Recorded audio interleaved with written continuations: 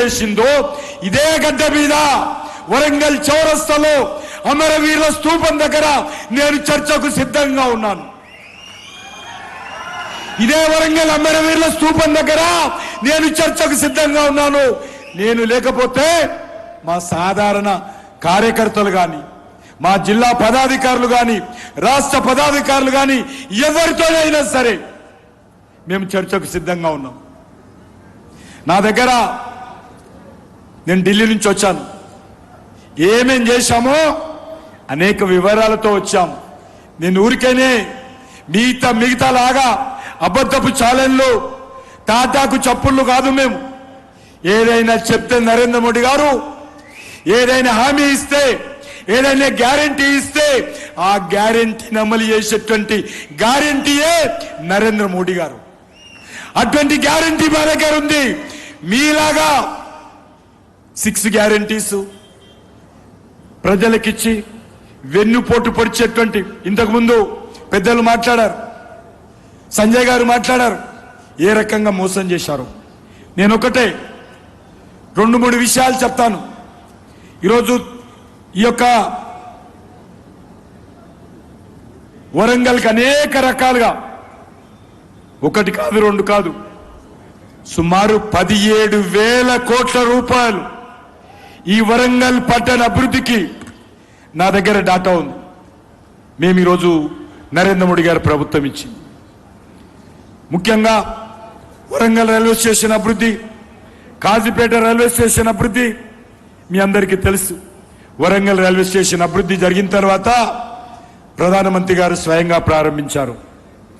Mahabubabad railway station, Kazipet, Ballarshah, third లేను 2,909 కోట్లు, కాజీపేట విజయవాడ 3వ రైల్వే ప్రాజెక్టు, అదేవిధంగా రాదనుకున్నది కాదనుకున్నది ఈ యొక్క రైల్ ఫ్యాక్టరీ దక్షిణ భారతదేశంలో నరేంద్ర మోడీ గారు వచ్చిన తర్వాత ఏకైక రైలు ఫ్యాక్టరీ ఈరోజు వరంగల్లో పెట్టాము.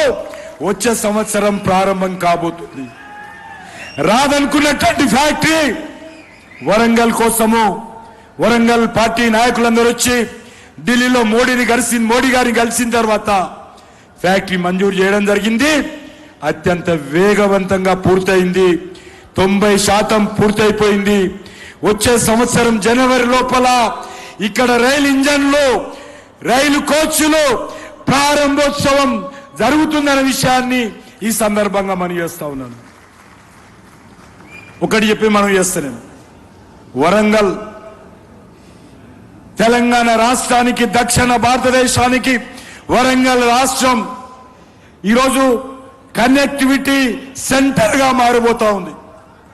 నరేంద్ర మోడీ గారి నాయకత్వంలో దక్షిణ భారతదేశానికి, ఉత్తర భారతదేశానికి అనుసంధానం చేసేటువంటి కనెక్టివిటీ సెంటర్ ఏది అంటే ఈ ఓరుగల్లు గడ్డ. ఈ సందర్భంగా మనం చేస్తా ఉన్నాను. వచ్చే సంవత్సరము ఈ యొక్క ఎయిర్పోర్ట్ పనులు ప్రారంభిస్తాం. వచ్చే నెల 31 ఈ యొక్క రైల్వే టెర్మినల్ పనులు టెండర్ వేయబోతున్నామనే విషయాన్ని సందర్భంగా మనం చేస్తున్నాను. మొదటి ఫ్లైట్ ఏదైనా వస్తుందో ఆ ఫ్లైట్ లో నేను కూడా ఒకరిగా ఉంటానని చెప్పి ఈ సందర్భంగా మనం చేస్తా ఉన్నాను. అంతేకాదు ఈరోజు హైదరాబాద్ నుంచి వరంగల్ నుంచి కరీంనగర్ జాతీయ రహదారులు, ఈ దక్షిణ భారతదేశంలో ఎక్కడైనా నేషనల్ హైవే సిమెంట్తో వేశారంటే అది వరంగల్ టు హైదరాబాద్ 1,900 కోట్ల రూపాయలతోటి సిమెంట్ జాతీయ రహదారి ఈ గడ్డ కోసం మోడీ గారు ఇచ్చారని మనం చేస్తా ఉన్నాను. ఇంతకుముందు చెప్పారు, వరంగల్కు హనుమకొండకు 50 బస్సులు, వరంగల్కి 50 బస్సులు, 100 బస్సులు మంజూరు చేశాడు. త్వరలో ఈ బస్సులు వరంగల్కు రాబోతా ఉన్నాయి.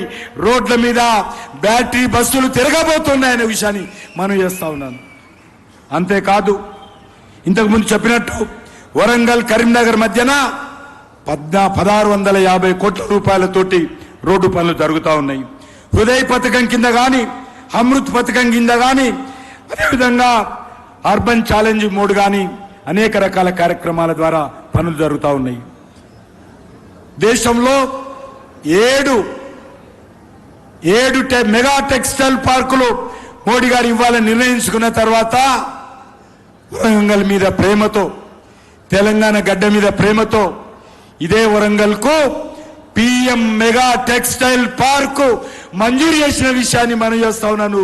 మంజూరు చేయడమే కాదు, ప్రధానమంత్రి గారు స్వయంగా ఇటీవల హైదరాబాద్ నుంచి ఆ మెగా టెక్స్టైల్ పార్కు ప్రారంభించారు. అర్బన్ ఛాలెంజ్ ఫండ్ కింద 1168 కోట్ల రూపాయలు ఈ వరంగల్లో పనులు జరగబోతా ఉన్నాయని మనం చేస్తా ఉన్నాను. అంతేకాదు వరంగల్ ఈరోజు క్రిటికల్ కేర్ బ్లాక్ ఏదైతే ఉన్నదో అది 130 కోట్ల రూపాయలతోటి అది మంజూరు చేసిన విషయాన్ని మనం చేస్తా ఉన్నాను, కట్టిన విషయాన్ని మనం చేస్తా ఉన్నాను. అంతేకాదు గిరిజన విశ్వవిద్యాలయం మనమందరం కూడా ఎంతో భక్తితో శ్రద్ధతో కొలిచేటువంటి సమ్మక్క సారక్క కేంద్ర గిరిజన విశ్వవిద్యాలయం 1000 కోట్ల రూపాయలతోటి పనులు ప్రారంభం కాబోతూ ఉన్నాయి. త్వరలోనే నరేంద్ర మోడీ గారు ఇదే సంవత్సరంలో భూమి పూజ చేయబోతున్నారనే విషయాన్ని ఈ సందర్భంగా మనం చేస్తా ఉన్నాను. అంతేకాదు 110 ఏకలవ్య పాఠశాలలు, 77 పిఎంసి స్కూల్స్, అదేవిధంగా ఎంఎస్సి టెక్నాలజీ 400 సెంటర్లు ఈరోజు ఈ జిల్లాకు మంజూరు చేసిన విషయాన్ని మనం చేస్తా ఉన్నాను. అంతేకాకుండా ఈరోజు వెనుకబడిన జిల్లాల అభివృద్ధి కోసం ఈరోజు అనేక రకాలుగా ఇక్కడికి పనులు జరుగుతూ ఉన్నాయి. మన ఉభయ తెలుగు రాష్ట్రాలలో ఇప్పటి వరకు యునెస్కో గుర్తింపు పొందినటువంటి ఏ ప్రాచీన కట్టడం లేదు, ఏది కూడా లేదు 2 రాష్ట్రాలలో. కానీ మోడీ గారు వచ్చిన తర్వాత మన ఉమ్మడి వరంగల్ జిల్లా రామప్ప దేవాలయానికి యునెస్కో గుర్తింపు తీసుకొచ్చినటువంటి ఘనత నరేంద్ర మోడీ గారికి, భారతీయ జనతా పార్టీకి దక్కుతుందనే విషయాన్ని మనం చేస్తున్నాను. అంతేకాదు 1000 స్తంభాల గుడి మీరందరూ చూస్తుంటారు, లేకపోతే మీటింగ్ అయినాక వెళ్ళి చూడండి. మెయిన్ గుడి తర్వాత అక్కడ 1000 స్తంభాలు లేకుండే, సగం స్తంభాలే ఉండేది. కానీ 50 మంటపాలతో ఉన్నటువంటి 50 స్తంభాలతో ఉన్నటువంటి మంటపము 40 సంవత్సరాల క్రితం నుంచి లేదు. నరేంద్ర మోడీ గారు ఏ రకంగానైతే కాకతీయులు కట్టారో, ఏ రకమైనటువంటి కట్టడం ఉండిందో అదే రకమైనటువంటి శిల్పాలతో చెన్నై నుంచి, ఆంధ్ర నుంచి రాయిని తీసుకొచ్చి శిల్పులతో చెక్కించి ఈరోజు అక్కడ 1000 స్తంభాల గుడిలో అద్భుతమైనటువంటి కాకతీయులు కట్టినటువంటి మంటపాన్ని పునర్నిర్మాణం చేసినటువంటి ఘనత భారతీయ జనతా పార్టీకి, నరేంద్ర మోడీ గారికి దక్కుతుందనే విషయాన్ని మనం చేస్తా ఉన్నాను. ఆ రోజు మహమ్మదీయులు ముస్లింలు ధ్వంసం చేసినటువంటి నంది 1000 స్తంభాల గుడిలో ఉండింది. ఎక్కడెక్కడ గుడులుంటే ఆ గుడులను ఆ రోజు ముస్లిం రాజులు ఏ రకంగా దాడులు చేసి మన యొక్క సెంటిమెంట్ను అరిచి చేసే విధంగా వేలాది లక్షలాది దేవాలయాలను ధ్వంసం చేశారు. అందులో మన 1000 స్తంభాల గుడి రుద్రేశ్వర దేవాలయం కూడా. ఆ యొక్క నందిని ఈరోజు పునర్నిర్మాణం చేసి బాగా కనిపించే విధంగా చేసిన విషయాన్ని కూడా ఈ సందర్భంగా మనవి చేస్తా ఉన్నాను. మేడారంలో కానీ ములుగు, లక్కవరము, తాడ్వాయి, దామరవాయి, మల్లూరు, బోగత వాటర్ ఇవన్నీ కూడా టూరిజం కింద 100% నిధులు కేంద్ర ప్రభుత్వం ఇచ్చి ఖర్చు చేస్తా ఉన్నాం. వరంగల్ కోటకు, Warangal port light and sound show మంజూరు చేశాను. ఈరోజు నేనే స్వయంగా దాన్ని ప్రారంభించిన విషయాన్ని మనవి చేస్తా ఉన్నాను. అదేవిధంగా ఈరోజు అనేక రకాలుగా పిఎం కిసాన్ నిధి కింద మన వరంగల్ జిల్లాలో 1841 కోట్ల రూపాయలు మన వరంగల్ జిల్లా రైతులకు మోడీ గారు వారి అకౌంట్లో నిధులు వేశారు. అంతేకాదు స్వనిధి పథకం కింద కావచ్చు, ఈరోజు ఒక పత్తి కొనుగోలు కోసం తెలంగాణ రాష్ట్రంలో నరేంద్ర మోడీ గారి ప్రభుత్వము 70,000 కోట్ల రూపాయలు ఖర్చు పెట్టింది. ఎక్కువ భాగము, సింహ భాగము వరంగల్ జిల్లా రైతాంగానికి ఉపయోగపడ్డది 70,000 కోట్ల రూపాయలు. ఈ ఒక్క సంవత్సరం అంటే ఇప్పుడు వర్తమానంలో కొనుగోలు చేశాం మొన్నటి వరకు. ఈ ఒక్క సంవత్సరమే 17,557 కోట్ల రూపాయలు పత్తి కొనుగోలు కోసం ఈ యొక్క కేంద్ర ప్రభుత్వం ఖర్చు చేసిందనే విషయాన్ని ఈ సందర్భంగా మనవి చేస్తా ఉన్నాను. అంతేకాదు ఈరోజు స్మార్ట్ సిటీ కింద వరంగల్ పట్టణంలో ఏ రోడ్డు అయినా సరే, ఏ డ్రైనేజ్ వర్క్ అయినా సరే, ఏ బ్యూటిఫికేషన్ అయినా సరే ఈరోజు స్మార్ట్ సిటీ కింద నరేంద్ర మోడీ గారి ప్రభుత్వం ఖర్చులున్నాయి. నేను మీ జిల్లా అధ్యక్షులు ఇద్దరు కూడా ఈ డాటా ఇస్తాను.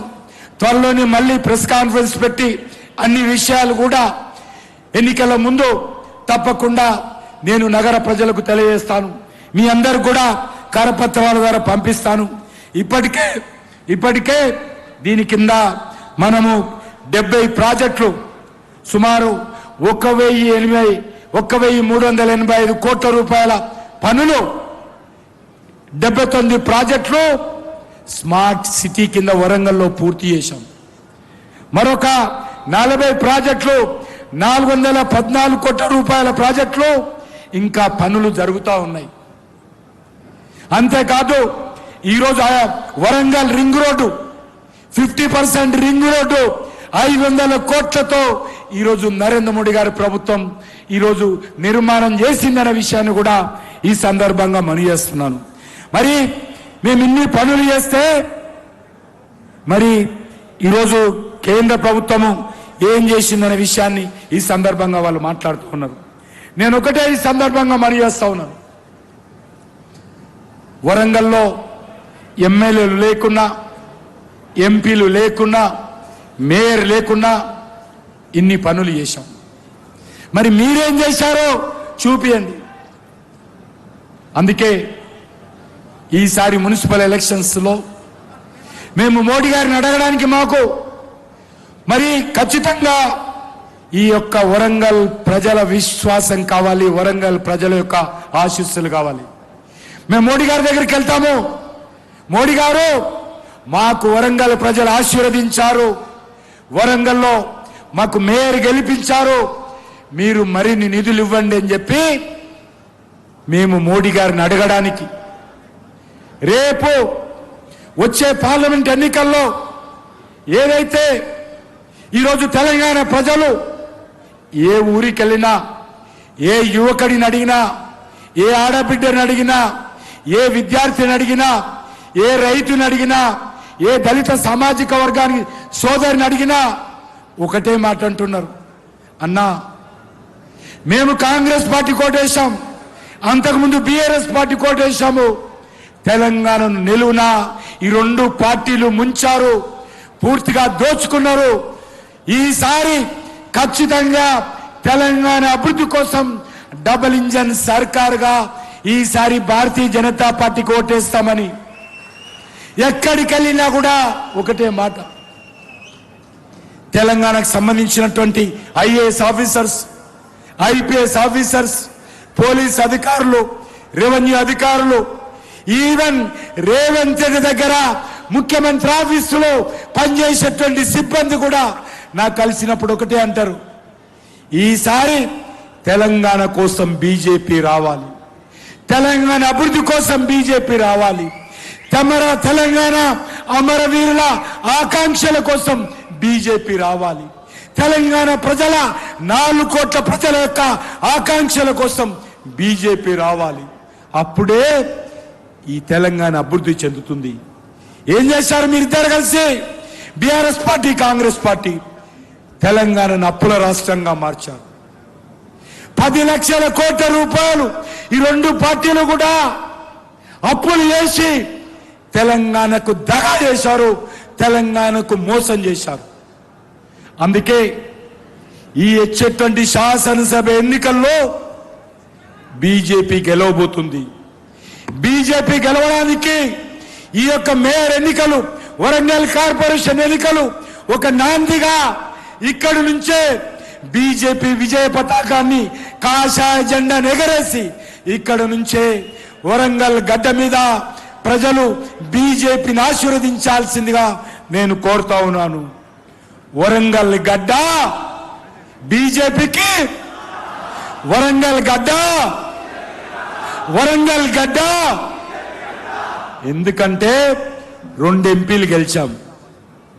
గెలిచినప్పుడు ఒక ఎంపీ స్వర్గీయ చందుపట్ల జంగారెడ్డి గారు ఇక్కడి నుంచి ఎంపీగా గెలిచారు. ఇక్కడ మేయర్గా పనిచేశాము. ఇక్కడ వరంగల్ జిల్లాలో జనసంఘ్ ఉన్నప్పుడే, భారతీయ జనతా పార్టీ రాకముందే ఇక్కడ ఎమ్మెల్యే గెలిచాము, సమితి ప్రెసిడెంట్ గా గెలిచాము.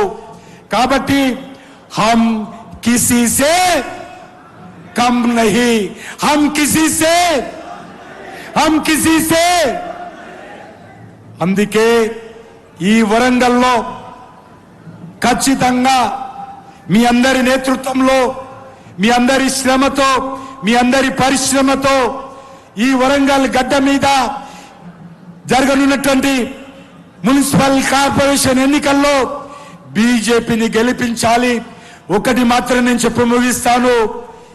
కేసీఆర్ గాని రేవంత్ రెడ్డి గాని ఎవరెంత ఎగిరి పడ్డా, ఎగిరెగిరి అబద్ధాలు మాట్లాడినా, విమర్శించుకున్నా ఈ తెలంగాణలో రాబోయేది, ఎగరేది భారతీయ జనతా పార్టీ ప్రభుత్వమే అని ఈ సందర్భంగా మనయేస్తూ, హైదరాబాద్ తర్వాత అత్యంత వేగవంతంగా అభివృద్ధి చెందేటువంటి నగరంగా భారతీయ జనతా పార్టీ ఈ వరంగల్ జిల్లాను అన్ని రకాలుగా సమగ్రమైనటువంటి అభివృద్ధి చేసే సత్తా, అభివృద్ధి చేసే ఆలోచన ఒక్క భారతీయ జనతా పార్టీకే ఉందన్న విషయాన్ని ఈ సందర్భంగా మనయేస్తూ, అది నరేంద్ర మోడీ గారికే సాధ్యము.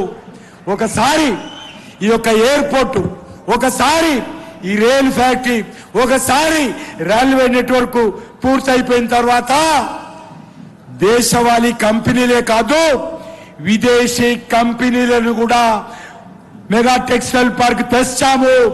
మరిన్ని రానున్న రోజుల్లో అన్ని రకాలుగా